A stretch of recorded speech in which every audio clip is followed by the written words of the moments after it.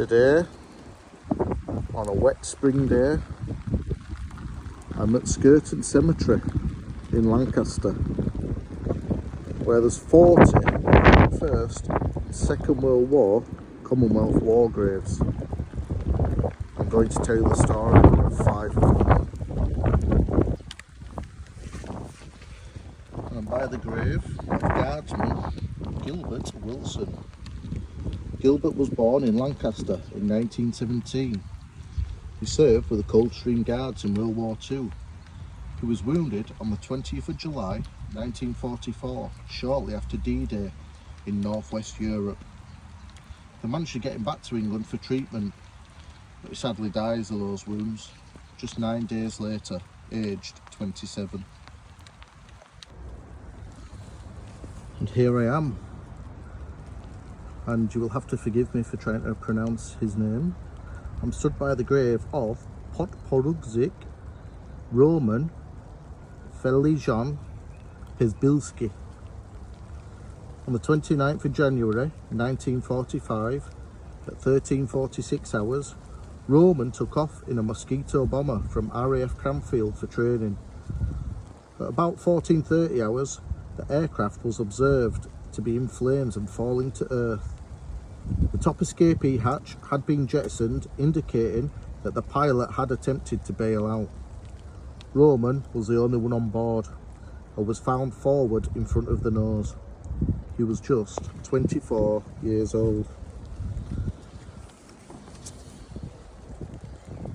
And here is a picture of Roman.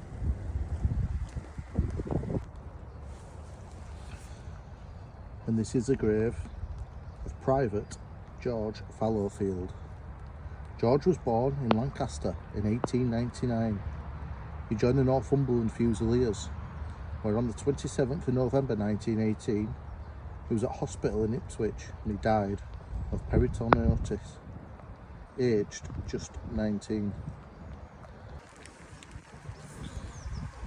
And this is a family grave which Flight Sergeant Jack Askew Parkinson is buried in. Jack was born in 1920 in Ontario in Canada. On the 12th of July 1942, he was practicing single engine approaches when his Oxford aircraft failed to gain height on an overshoot and crashed at Warwick. Jack was killed and the other flight sergeant on board was injured. Jack was just 21 years old.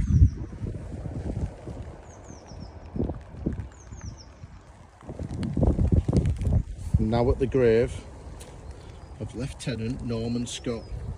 As you can see, sadly, it's on his side. Norman was born in Wigan but resided in Toronto, Canada. He joined the Princess Patricia's Canadian Light Infantry and served in France in September 1915.